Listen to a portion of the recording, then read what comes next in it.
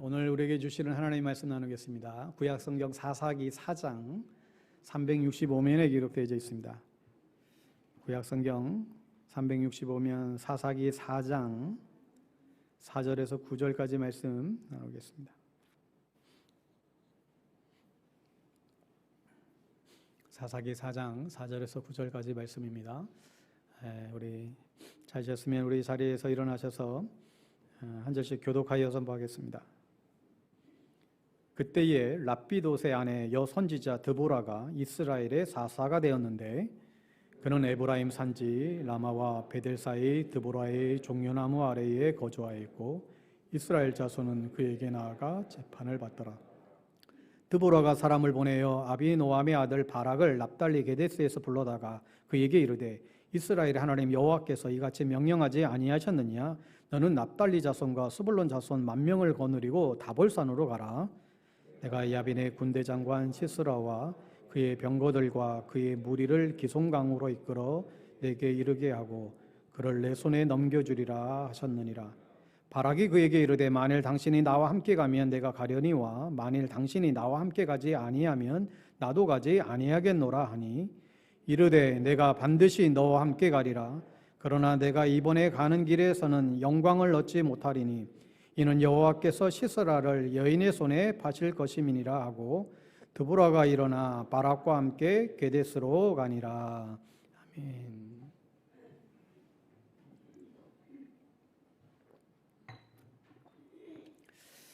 오늘은 약한 자를 쓰시는 하나님이란 저의 말씀으로 하나님 말씀 나누겠습가 오래전에 개봉되었던 영화 가운데에 세렌디피티라는 그런 영화가 있습니다.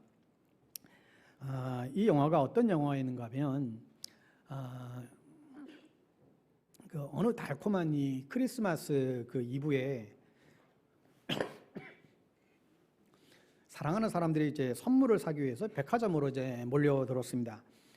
그런데 그 백화점에 조나단이라고 하는 사람하고 세라라고 하는 한 사람이 세일라는 그 물건을 이제 막 찾다가 마지막 그 남은 한 장갑을 발견하고는 서로가 그것을 이제 살려고 그렇게 하면서 서로 이제 순간에 이제 눈이 맞은 것입니다. 그래서 거기서 아주 두 사람이 아주 달콤한 또 행복한 데이트를 하게 됩니다. 아이스크림 먹고 또 맛있는 식사를 하고 그래서 몇 시간을 그렇게 두 분이 그렇게 행복한 시간을 보내게 되는데 보통 어쩌다가 만난 연인이 그렇게 만나면 그 다음 어떻게 됩니까? 이제 번호 따고 다음에 만나자 뭐 그러지 않겠어요? 그런데 이 여자 쪽이 세라라고 하는 이 자매가 운명을 믿는 그런 여인이었습니다. 이름도 모르고 연락처도 주고받지 않았지만 우리가 운명적으로 만날 관계가 된다라고 한다면 우리는 반드시 만날 것이다 이런 생각을 가지고 있었어요. 그래서 남자가 좀 전화번호를 좀 교환하자고 제안을 하지만 이 세라가 뭐라고 하는가 하면 우리 한번 운명을 믿어보자고 우리가 진짜로 만날 사람이라고 한다면 만날 것이다. 그러면서 이 두 사람이 아주 불꽃 튀는 데이트를 이제 그날 하게 됩니다. 그런데 아이스크림을 먹으면서 이름도 안 물어보고 번호도 서로 교환하지도 않고 우리가 진짜 만날 사람이라고 한다면 이 전화번호 연락처 아무것도 없는다 할지라도 우리는 반드시 만나게 될 거야. 그리고는 헤어지죠.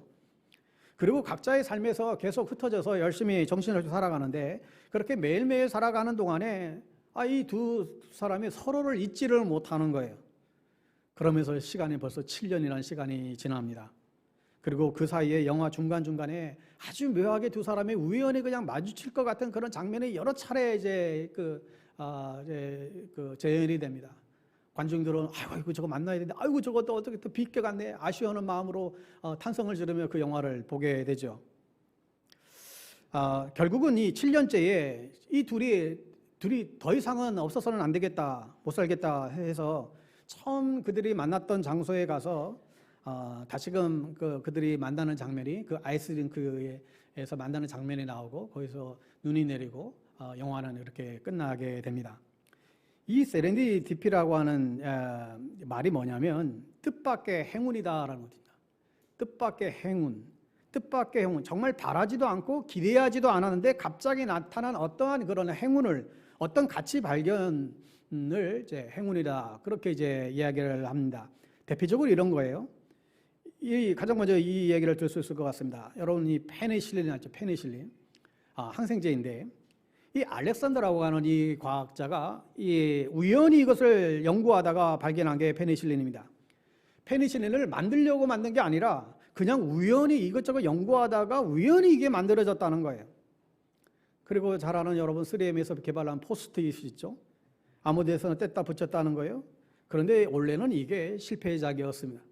아주 강력한 접착제를 만들려고 했는데 실수로 너무 약한 접착제가 나온 거예요. 근데 붙기는 붙는데 금방 떨어지는 거예요.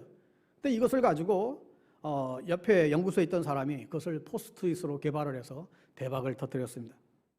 또 이런 말이 있죠. 영국 요리는 우스터 소스만 있으면 누구나 할 수 있다. 이 우스터 소스, 영국의 이 우스터주에서 발생한 소스인데 한국의 간장처럼 모든 조미료, 모든 음식에 들어가는 그런 소스입니다. 그런데 이 소스도 만들려고 만든 것이 아니라 인도의 어느 소스를 흉내내려고 만들다가 실패한 거예요. 그래서 그냥 방치해 뒀는데 이 방치된 채 한 2년 뒤에 보니까 발효가 되어서 너무나 향이 좋고 맛있는 소스가 됐다는 거예요. 그래서 이게 우스터 소스가 우연히 이렇게 발견이 됐습니다. 이런 것들을 보면서 어떤 생각이 듭니까? 이 세렌디피티라고 하는 말은 우연히 발견된 창조성이나 어떤 이 가치 있는 것의 우연한 발견이다라고 볼 수가 있습니다. 오늘 성경 본문에 보면 하나님께서 사람을 찾는데 쓰실 만한 사람을 발견하지 못하는 거예요. 쓰실 만한 사람이 없는 거예요. 이스라엘 백성을 구해야 되겠는데 하나님이 찾다가 찾은 사람이 누구입니까? 바로 여자 사사 드보라입니다. 그 당시 여자는 사사가 될 수가 없었습니다. 사사는 그 당시 지금으로 말하면 대통령과 같은 재판장의 역할을 다하는, 또 전쟁이 나면 전쟁이 나와서 전쟁을 또 해야 되는 그런 위치에 있었습니다. 그러니 이 여자가 어떻게 사사가 됩니까? 그 당시 전형적인 약자가 여자였습니다. 집안 배경도 좋지 않았고 내설만한 환경도 아니었고 또 뭐 특히 딱히 잘하는 것도 없었어요. 그런데 이 드보라가 사사가 돼서 이스라엘을 다스리는 그런 사사가 되어 이스라엘을 구원하게 되죠. 그러면 이 여자 사사 드보라가 우연히 그렇게 됐느냐? 어쩌다가 우연히 그가 이런 자리에 오르게 됐느냐? 사람이 보기엔 우연이지만 그 내면에 다른 것이 있었다라는 것입니다. 그 다른 것이 뭘까요? 이 세렌디피의 법칙이 있습니다. 제1법칙이 뭐냐면 애끓은 간절함이 있어야 된다. 여자 사사 드보라가 나오기 위해서 어떤 일이 있었나? 이스라엘에 부르짖음이 있었습니다. 또 하나님의 간절함, 자기 백성을 구원하고자 하는 하나님의 간절함이 있었습니다. 그리고 여자의 몸이지만 온 이스라엘 민족을 사랑하고 이스라엘 백성을 구원하고자 하는, 그것을 위해서 내 모든 것을 드리고 내 모든 것을 다 바쳐도 좋다라고 하는 그런 애끓은 간절함이 있었다는 거예요. 그렇기 때문에 사사가 되었습니다. 세렌디피의 두 번째 법칙이 있습니다. 뭐냐면 끊임없는 노력입니다. 끊임없는 노력, 열정적인 삶의 태도죠. 나에게 어떤 간절함이 있고 나에게 어떤 간절함이 있다 할지라도 그 간절함을 위해서 말만 하는 것으로 그치는 것이 아니라 목숨을 걸고 생명을 걸고 끊임없이 노력했다라는 거예요. 행동이 뒤따라야 한다는 것입니다. 여러분, 교회 안에 사실 제일 안 되는 게 이거 아닙니까? 바른 소리를 내는 사람들은 많이 있습니다. 그런데 행동은 하지 않습니다. 다 좋은 얘기를 합니다. 그런데 정작 본인은 헌신하지 않습니다. 판단하고 평가는 잘합니다. 그런데 거기에 따른 희생을 하지 않지요. 이게 우리 교회의 맹점입니다. 교회마다. 그 영화에서 두 여인이 나와요. 이름도 모르고 전화번호도 몰라요. 근데 어떻게 만날까요? 그 넓은 땅에서. 그런데 어떻게 만나요? 그런데 만나잖아요. 사실 만나려고 두 사람이 부단한 노력을 해요. 늘 생각하고 늘 노력합니다. 그래서 결국은 만나게 된 거예요. 그게 우연인 것 같지만 그렇지 않다라는 거예요. 여러분, 오늘 또 소약 갱신 또 예배로 우리가 드리고 있는데, 여러분 특별히 중직들은 평소에 늘 자기에게 주어진 책임과 역할에 대해서 늘 고민하셔야 됩니다. 하나님 어떻게 하면 가장 좋을까요? 하나님 어떻게 하는 것이 가장 합당할까요? 늘 하나님께 묻고 구하고 도움을 청하셔야 됩니다. 여러분, 이게 있어야 하나님이 지혜를 주시고 사람도 붙여주시고 전사도 보내주시고 그런 것이지, 아무도 레슨도 전혀 하지 않고 그냥 쳐다만 보고 있다가 남들 하는 거 평가하고 있으면 안 된다는 거예요. 미흡하지만 제가 먼저 이렇게 해볼게요. 여러분도 저를 좀 따라와서 좀 협조해 주세요. 적어도 이렇게 가야 된다는 거예요. 늘 이렇게 솔선수범이 되어야 됩니다. 그리고 세렌디피티의 세 번째 법칙이 뭐냐면 기대 이상의 결과예요. 내가 생각했던 게 있어요. 내가 생각했던 것이 기대치가 10인데 결과가 100이 된 거예요. 내가 생각했던 게 100인데 결과가 1000만이 된 거예요. 여러분, 이것을 기독교에서는 어떻게 표현합니까? 은혜라고 표현하죠. 내가 생각하지 못했는데, 나는 생각할 수도 없었는데, 기대할 수도 없었는데 그런 결과가 나오는 것을 우리는 은혜라고 얘기하게 됩니다. 이 여자 사사 드보라가 그냥 나온 게 아니고 20년 동안 가나안의 왕 이 야빈 왕이 이스라엘 백성을 학대하고 힘들게 했습니다. 여기서 벗어나게 하려고, 이스라엘 백성들을 그들을 구원하게 하려고, 그래서 이 여자 사사 드보라가 그 자리에서 다른 사람이 없으면 나라도 하겠습니다. 비록 여자지만 지금 이 이스라엘 백성을 지금 이 위기에서 구해야 되는데 아무도 나서지 않으면 저라도 하겠습니다 하고 나선 거예요. 그런 간절함이 있었기 때문에 그런 결과가 일어나게 됩니다. 여러분, 읽지 않았지만 오늘 사사기 1절에서 3절 화면을 통해서 같이 한번 읽을게요. 화면 띄워주시죠. 같이 읽습니다. 시작. 에웃이 죽으니 이스라엘 자손이 또 여호와의 목전에 악을 행하매 여호와께서 하솔에서 통치하는 가나안 왕 야빈의 손에 그들을 파셨으니 그의 군대 장관은 하로셋 학고임에 거주하는 시스라요. 야빈 왕은 철병거 900대가 있어 20년 동안 이스라엘 자손을 심히 학대하였으므로 이스라엘 자손이 여호와께 부르짖었더라. 여러분, 처음 사사가 온니엘입니다. 두 번째 사사가 누군가 하면 왼손잡이 사사라 불리는 에웃입니다. 세 번째 사사가 바로 이 드보라예요. 전에는 그래도 왼손잡이였지만 다 이제 남자였습니다. 또 그런데 이스라엘 백성이 하나님 앞에서 악을 행하죠. 그 악 때문에, 그 죄악 때문에 이스라엘 백성이 다시금 고통을 당해요. 20년 동안 어떻게 학대당했다? 심히 학대를 받았다라고 오늘 표현하죠.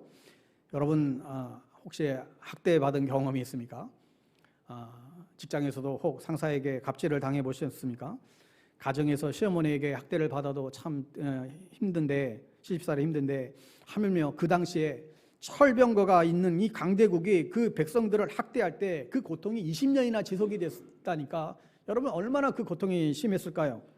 그때 등장한 사람이 누구냐? 바로 여자 사사 드보라라는 것입니다. 그런데 이 희한한 것은 이 여자 사사 드보라는 정작 그 전쟁의 최일선에 사실 참여하지도 않습니다. 그냥 그 자리에 있는 거예요. 그 위기의 순간에 그 저 땅을 구원하려고 나서서 그 자리를 지켜요. 여러분, 목사에게 가장 힘이 되는 성도가 누굴까 생각해 보면 목사에게 가장 힘이 되는 성도는 무슨 일이 있어도 예배 안 빠지고 예배 잘 드리는 성도예요. 가장 힘이 되는 성도입니다.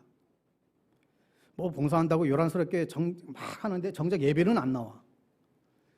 예배의 자리를 지키는 것이 가장 기본이고 가장 중요한 본이 되는 일이죠. 어떤 분이 목사님, 제가 교회에 본이 도움이 안 돼요. 별 말씀을요. 예배의 자리를 정말 하나가 얼마나 소중한데 일찍 와서 기도로 준비하고 예배의 자리를 지키고 본을 보이는 게 얼마나 아름다운 일인지 모릅니다. 여러분, 본을 보인다는 게 무슨 우리가 손양원 목사님처럼 주기철 목사님처럼 하라는 게 아니라 우리의 일상 속에서, 우리의 교회 신앙생활 속에서 요즘처럼 모이기를 싫어하고 또 모이기를 피하기로 좋아하는 이때에 정말 여러분, 우리 재직들이 52주, 1년 52주 주일 예배 절대 빼먹지 말고 생명 걸고 정말 이 주일을 지킨다. 여러분, 그렇게만 돼도 여러분 놀라운 일이 일어날 것이라 분명히 믿습니다. 예배를 소홀히 여기지 마셔야 됩니다. 자칫 우리는 회의하는 데는 굉장히 열심을 내. 근데 기도하는 일에는 게을러져 버려요. 회의는 짧게, 기도는 길게. 기도 안 할수록 회의는 길어지는 거예요. 여러분, 예배의 자리뿐만 아니라 각자의 자리를 지키는 성도가 되시기를 바랍니다. 오늘 본문의 이 드보라는 힘이 없는 정말 연약한 여자의 몸이에요. 가진 것도 없는 사람, 집안 배경도 전형적인 약한 사람이죠. 그런데 하나님께서 이 약한 사람을 통해서 하나님께서 그들을 일으키시고 이스라엘을 해방시키시고 그들을 구원하시는 것일까? 그 이유가 있습니다. 그것은 하나님의 소원 때문이에요. 하나님이 이스라엘 백성들을 구원하고자 하는 그 간절한 소원 때문에 그렇죠.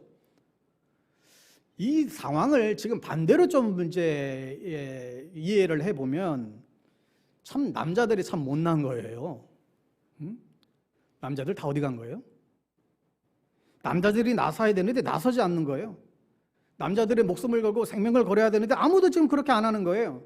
그러자 하나님이 그래? 너희들이 안 하면 너희들이 그렇게 무시했던 저 여자를 들어서 내가 내 백성을 보호하고 내 백성을 구원하는 일에 저 여자를 사용하겠다. 우리는 간혹 이제 착각할 때가 있습니다. 내가 마치 교회 일을 해주는 것처럼 인식하는 경향들이 있습니다. 내가 교회를 막 해주는 거예요. 막 이제 부탁하면 이거 튕기면서 시간 없다고 그러고 바쁘다고 그러고. 여러분, 그런데 우리가 좀 정직해져야 합니다. 나같이 부족한 사람을 하나님이 쓰시려고 하다니, 정말 부족한데 이 적은 일에 나를 쓰시려고 하다니 정말 황금무지로소이다.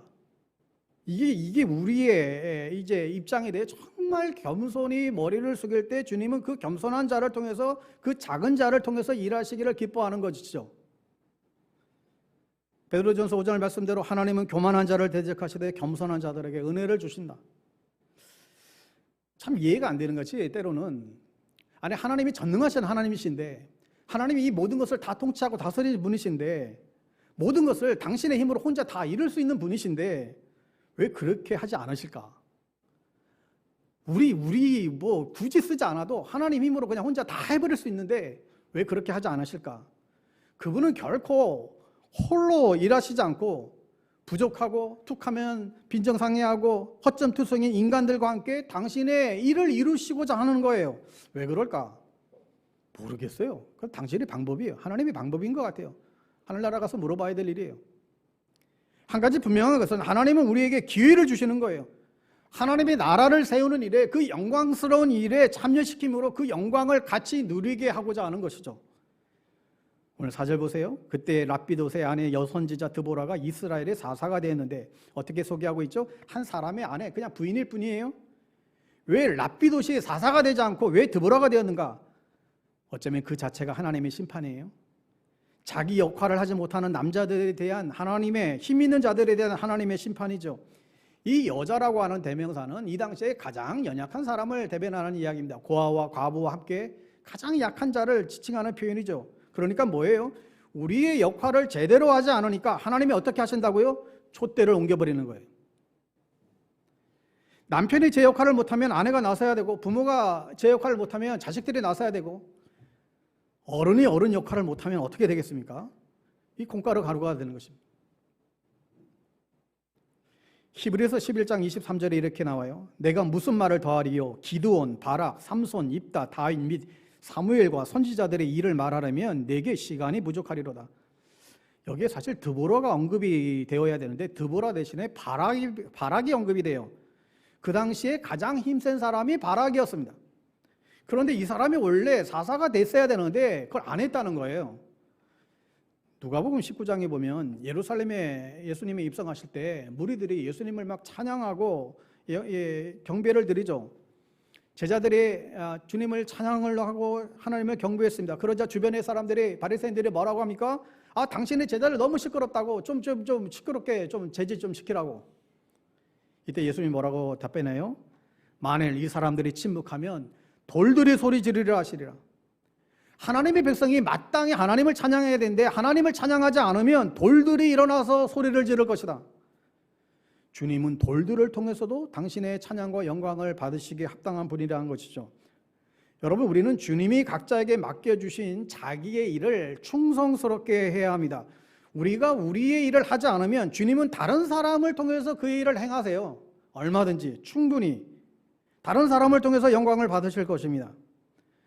여러분, 우리가 살아가는 인생과 삶에 있어서 자기 역할을 감당해야 합니다.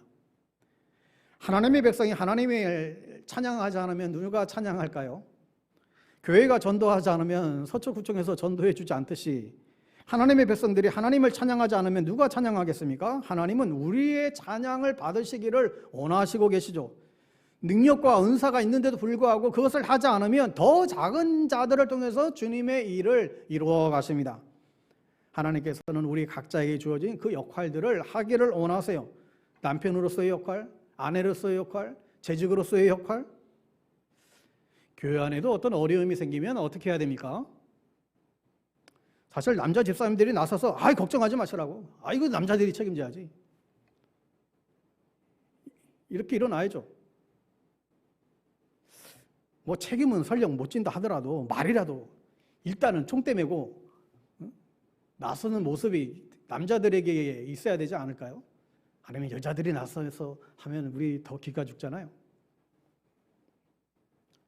여러분, 주님을 찬양하고 주님께 헌신하고 쓰임 받는 것이 정말 영광이고 이제 특권입니다. 기회는 계속 있는 게 아닙니다. 기회가 있을 때 겸손한 모습으로 무슨 일이든지 맡겨주실 때 충성함으로 주신 사명 감당하는 우리 모두 되기를 바랍니다. 여러분, 큰 소리 치는 것하고 소리 지르는 것은 다릅니다. 좀 큰 소리 칠 수 있어야 돼요. 제가 하겠습니다, 이런 큰 소리 좀 쳐야 돼. 악만 쓰지 말고 내가 하겠나, 내가 감당하겠다, 그러고 노력하면 되죠. 교회의 본질이 뭐예요? 교인의 본질은 교회를 책임지는 것이고, 교회의 책임은 이 세상을 책임지는 것입니다. 그 시대를 책임져야 되는 것이죠. 세상이 교회를 책임지는 게 아니라 교회가 세상을 책임지는 일입니다. 하나님의 문화 명령이 뭐죠? 창세기 1장 28절에 나온 대로 생육하고 번성하고 이 땅에 충만하라, 이 땅을 정복하라, 이 땅을 다스리라. 이 땅을 다스리라는 말이 곧 책임지라는 말이에요. 교회가 어떤 마음을 가져야 됩니까? 이 시대에 꼭 필요한 교회가 되게 해주십시오. 이 시대에 주님이 찾으시는, 주님이 기뻐하시는 교회가 되게 해주십시오. 이 시대에 없어서는 안 될 교회가 되게 해주십시오. 이 시대의 영성, 이 시대의 도덕성, 이 시대의 가정과 이 사회에 필요한 모든 것들 우리 교회가 책임지게 해주십시오. 우리가 이러한 배짱을 가져야 되는데, 우리 교회는 뭐 빚도 많고 교인도 많지 않고 저런 일들은 큰 교회에서나 해야 될 일들이고 우리 힘으로는 뭐 도저히 할 수도 없고, 우리가 가진 걸 뭐 아무것도 못하고, 그러게 되면 아무것도 못하는 거예요. 우리가 하나님 앞에 어떻게 해야 됩니까? 제가 하겠습니다, 내가 책임집니다, 내가 가정을 책임집니다, 내가 교회를 책임집니다, 우리 교회가 이 시대를, 이 사회를, 이 지역을 책임집니다. 이게 우리들의 기도 제목이 될 수 있게 되기를 바랍니다. 여러분, 우리가 하나님 앞에서 세상에 대해서 교회가 가지고 있는 책임이 있는데 그 책임을 다하지 않을 때 어떻게 되나요? 교회는 손가락질을 당하게 됩니다. 옛날에는 교회가 세상을 비웃었잖아요. 저 죄악 많은 세상이라고. 교회가 세상을 향해서 비웃었습니다. 저 죄악 많은 저 세상. 근데 지금은 반대로 세상이 교회를 손가락질하는 세상이 되고 말았어요. 그런데 이게 누구 책임입니까? 누구 책임일까요? 이게 남의 책임이 아니에요. 내 책임이에요, 내 책임. 우리 책임이라고 해야 되죠. 우리가 감당해야 되고 이것을 다시금 뒤집어야 될 책임이 우리에게 또한 있습니다. 여러분, 기독교가 그 사회에서 제 역할을 감당하지 못하게 되면 다른 종교가 대안으로 떠오르기 시작합니다. 여러분, 이미 미국 사회에서 이슬람 교도들이 영국은 이미 지났고 이슬람 교도들이 엄청 많이 지금 증가했습니다. 백인 여성들이 히잡을 쓰고 이슬람 교도로 전향을 했어요. 왜냐하면 이 미국 사회를 지켜내지 못하고 비윤리적인 것을 지키지 못하고 또 타락된 세상에서 지키지 못하니까, 기독교가 그것을 지켜내지 못하니까 어떻게 된 거예요? 기독교로는 안 되겠다 생각하는 거예요. 기독교의 저 가치 가지고는 안 되겠다. 차라리 이슬람교를 선택해야 되겠다. 기독교가 가정을 지켜내지도 못하고 이 시대를 지켜내지 못하니까 그럼 이슬람교가 내 가정을 지켜줄 수 있겠다 생각하고 이슬람교도를 너무나 많이 넘어가 버렸습니다. 지금 전 세계적으로 이슬람 교도들은 너무너무 지금 급격하게 애들도 많이 낳기도 하지만 늘어나고 있습니다. 또 교회가 문을 닫고 이단에 매각되는 일들이 계속해서 많아지고 있죠. 왜 이런 현상이 오게 되는 것인가? 교회가 자기 역할을, 제 역할을 하지 못하기 때문에 그렇다는 거예요. 교회가 약해서, 연약해서 못한다? 약해서 못하는 게 아니에요. 교회가 힘이 없어서 못하는 게 아니에요. 간절하지 않기 때문에 못하는 거예요. 우리는 하나님의 소원에 귀를 기울여야 돼요. 왜 우리가 계속해서 취해지고 악해지고 점차 힘을 잃어가는 것일까요? 우리는 하나님의 소원에 귀를 기울이기보다 항상 내 소원에 귀를 기울이고 내 소원에 집중해서 그래요. 우리 자신의 소원에 집중해요. 우리가 하나님의 소원에 초점을 맞추고 내가 이 시대에 이 사사 드보라가 되어야 되겠다는 사실을 잊지 말고 우리가 하나님께 쓰임받는 은혜가 있게 되기를 바랍니다. 그 다음에 중요한 게 있어요. 왜 여자 사사 드보라를 쓰셨는가? 그것은 하나님의 열심이에요. 하나님의 열정이에요. 오늘 5절 본문을 다시 한번 볼래요? 그는 에브라임 산지 라마와 베델 사이 드보라의 종려나무 아래에 거주하였고 이스라엘 자손은 그에게 나아가 재판을 받더라. 자, 종려나무 자체가 누구의 종려나무예요? 드보라의 종려나무예요. 그러니까 이 드보라의 종려나무라고 불릴 만큼 이곳에 와서 드보라에게 재판을 받고 판단을 받고 그가 이스라엘을 사실 이제 통치하고 다스려 왔다는 거예요. 그러면 드보라가 지금 그 자리가 그렇게 된 게 그냥 자연스럽게 그렇게 됐냐? 그게 아니라 하나님의 열심이라는 거예요.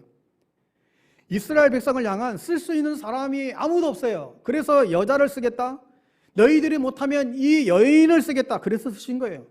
그것은 하나님의 열정과 하나님의 마음이 거기에 이제 담겨져 있는 것이죠. 여러분, 우리가 날마다 하나님 앞에서 기억해야 될 부분이 있습니다. 나는 연약하다, 나는 부족하다, 나는 할 수 있는 게 없다, 나는 내세울 게 없다, 나 살기도 급하다. 여러분, 이런저런 여러 가지 핑계를 가지고 나는 건강도 없다, 나이도 들었다. 여러분, 여러 가지 사회의 이유를 가지고 여러분 하나님의 일에 뛰어들지를 않아요. 그런데 정확하게 말하면 우리가 하나님 앞에 쓰임받지 못하는 이유는 하나님의 일에 우리가 뛰어들지 않았기 때문이지 절대로 약해서가 아니라는 사실이에요. 이스라엘 관습에 여자들은 숫자에도 채워주지도 않았습니다. 숫자에도 아예 제외를 시켜버리는 그런 존재에 불과했어요. 그러니까 그럼에도 불구하고 하나님께서 이 여자 드보라를 쓰신 이유가 뭡니까?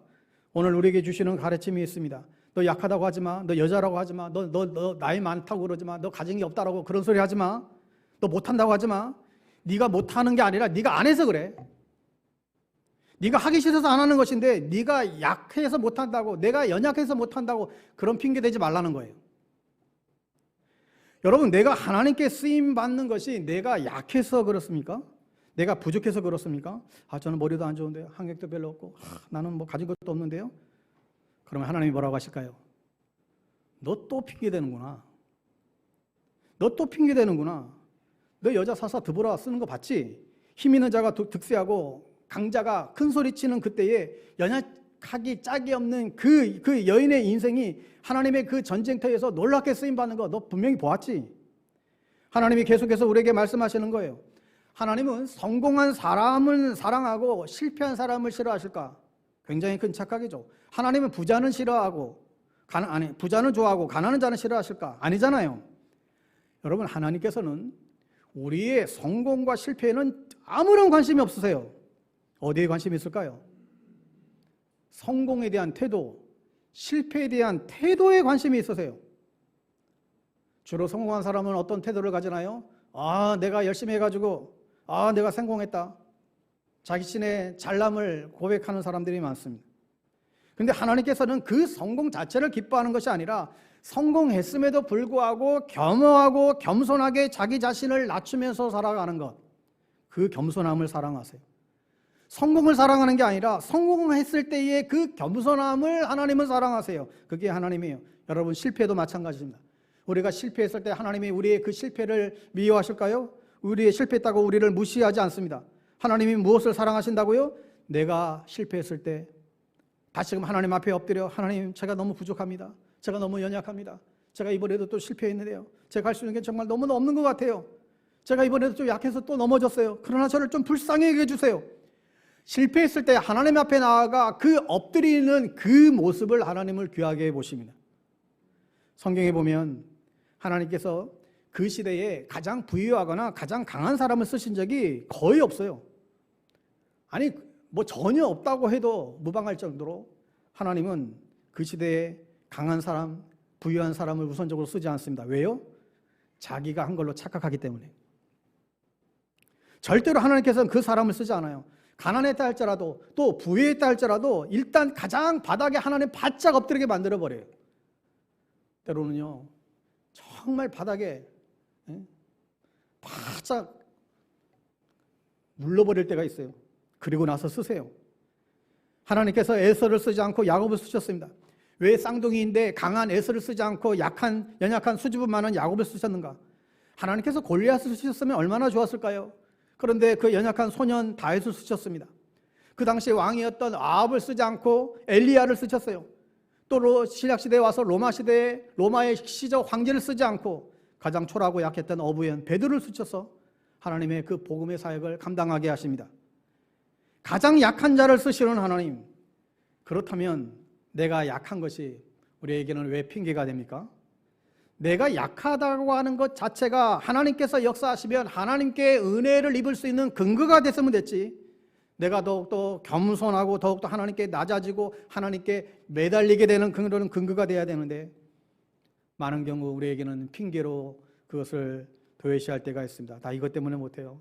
저것 때문에 못해요. 여러분, 우리는 하나님의 열심을 기억하셔야만 합니다. 베드로가 대단한 것이 아니에요. 하나님의 열심 때문에 그가 베드로가 됐어요. 엘리야가 대단한 게 아니에요. 하나님의 열심 때문에 그가 엘리야가 됐습니다. 하나님의 열심히 여러분을 쓰시고 여러분의 가정을 쓰시고 저희 가정을 쓰시고 우리들의 가정을 쓰시고 우리 교회를 쓰시고, 그리고 하나님께서 우리 인생 전체를 써주십시오. 이렇게 우리가 간절히 기도하고 간구하고 매달리고 그렇게 그것을 믿고 그렇게 살아가는 귀한 인생이 되시기를 간절히 바랍니다. 마지막으로 왜 약하디 약한 이 여자 사사 드보라를 쓰셨는가? 그것은 하나님의 은혜입니다. 은혜예요. 다른 말로 설명할 길이 없어요. 여자라서 사실 쓰신 것도 아니에요. 약하다고 쓰신 게 아니에요. 베드로가 잘나서 엘리야가 잘나서 모세가 잘나서 쓰신 게 아니라는 거예요. 그냥 다 하나님의 은혜였습니다.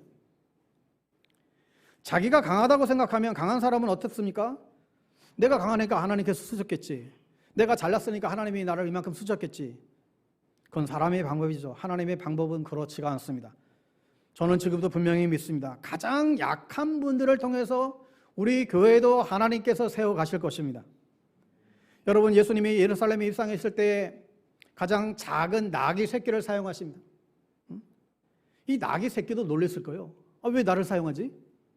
아니, 굉장히 큰 나귀들도 많이 있는데, 예루살렘에 멋진 말들도 많이 있는데, 나처럼 가장 연약한 나약한 이 나귀를 하나님이 주님이 나를 사용하실까? 이 주님이 타시는 이 나귀는 정말 그에게는 무한한 영광이죠. 주님은 연약한 저와 여러분도 필요로 하고 계십니다. 주님이 나를 필요로 하신다고요? 예스, 그렇습니다. 주님이 우리를 필요로 하세요. 하나님은 어쩌다가 약한 사람을 쓰시는 것이 아니라 의도적으로 약한 사람을 선택하세요. 그 이유가 뭘까요? 하나님의 능력을 온전히 보여줄 수 있기 때문에 그렇습니다. 500리어 기적을 일으킬 때에도 주님은 한 아이의 보리떡 5개, 물고기 2마리, 그 전부, 그 작은 음식이지만 자신의 전부를 드렸을 때 5,000명을 먹이고 12광주리가 남는 기적을 보이십니다.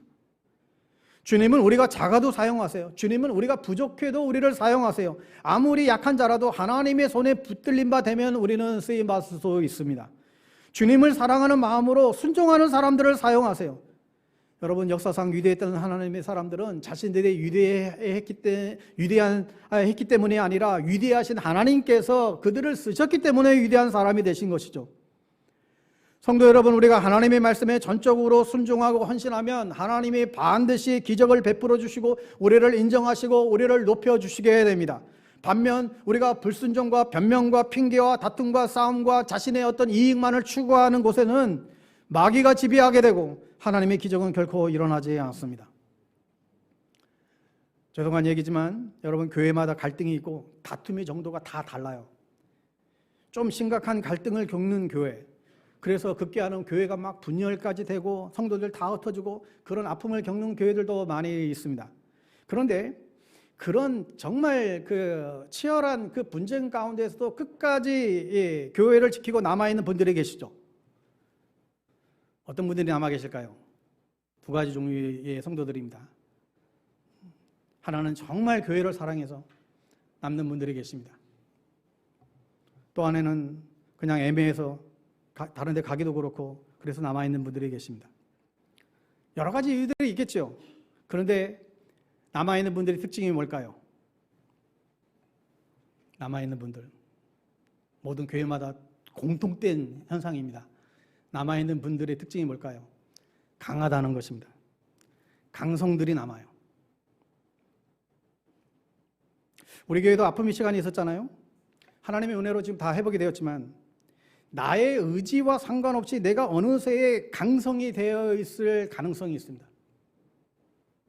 전투력이 충만해요.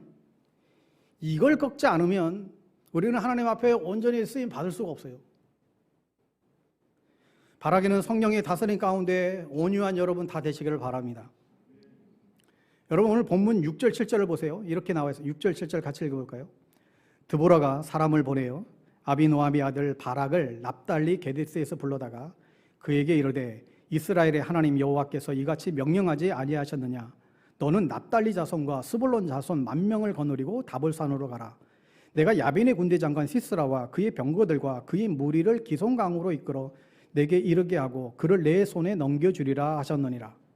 자, 보면 하나님께서 승리하게 하실 것이다 내용인데, 근데 이 바락이 어떤 사람이에요? 굉장히 강한 사람이라고 그랬습니다. 그런데 그를 불러다가 네가 싸우라, 분명히 하나님께서 이기게 하실 것이다 이렇게 말씀하는데, 그 다음에 보면 바락이 뭐라고 하냐면 당신이 나와 함께 가면 가겠노라고, 당신이 나랑 같이 안 가면 못 가겠노라고 이 바락이 아주 그냥 지금 때를 쓰는 것입니다.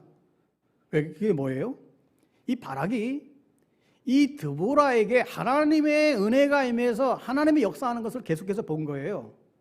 하나님의 은혜가 누굴 통해서 나타났다고요? 이 여사사 드보라를 통해서 나타나는 것을 이 바락이 보았기 때문에 당신이 나랑 함께 전쟁터에 나가면 그때 가지, 나는 당신 안 가면 안 가겠노라고 이렇게 때를 부립니다.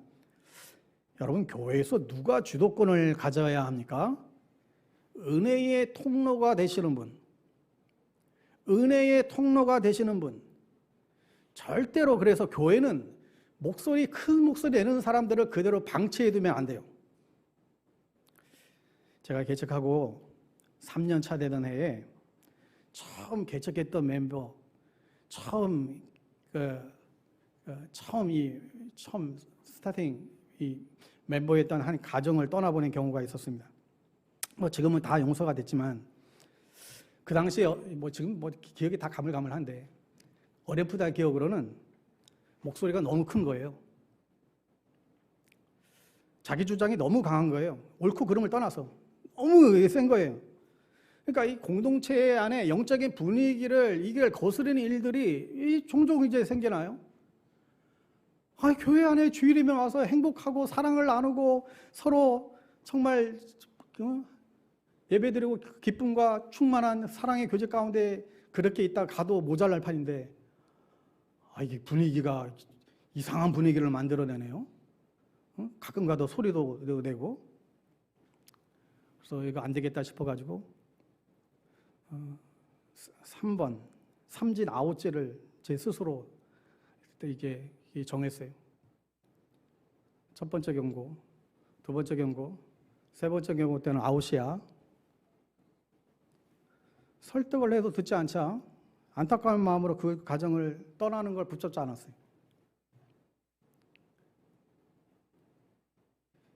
여러분, 하나님의 역사심의 통로가 되시는 분, 축복의 통로가 되시는 분은 하나님 앞에 철저하게 낮아져서 하나님 앞에 쓰임받기를 원하는 분, 그분을 통해서 하나님께서 역사하시는 것을 믿어야 됩니다.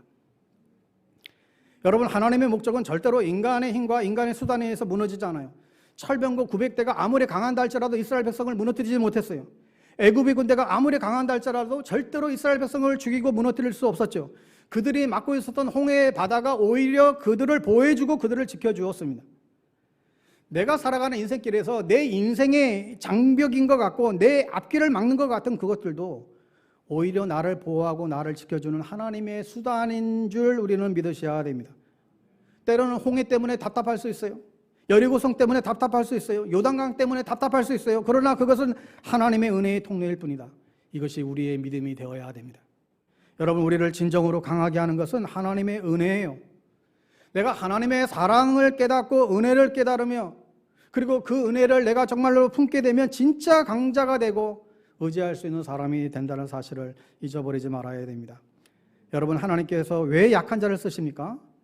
약한 자가 하나님의 은혜를 쉽게 깨닫고 하나님의 은혜를 그렇게 부여잡고 그렇게 사랑하기 때문에 여러분, 이 시대 속에서도 우리가 끝까지 하나님께 쓰임받는 생애가 될 수 있게 되기를 주님의 이름으로 간절히 축원합니다. 기도하겠습니다. 하나님 아버지, 우리의 마음이 정말 온전히 주님만을 향하기를 원합니다. 하나님만을 바라보기를 원합니다. 하나님의 뜻 가운데에서 승리하게 하시고 믿음으로 살아가게 하여 주시옵소서. 하나님의 아버지 앞에서 우리 안에 정말 우리가 진실하지 못함과 또 우리의 연약함과 우리의 부족함 다 내려놓고 하나님 앞에 정말 정직하게 쓰임받기 위하여 하나님 우리 자신들을 온전히 드려질 수 있는 하나님 우리 모든 성도님들 다 될 수 있도록 은혜를 더하여 주시옵소서. 오직 주의 은혜만이 오늘 우리를 있게 한 것임을 우리가 놓치지 않게 해 주시고, 오늘도 이 예배를 통하여 다시 한번 주님 앞에 믿음의 고백과 반응으로 나아가는 이 시간 되게 하여 주시옵소서. 예수님의 이름으로 기도합니다. 아멘.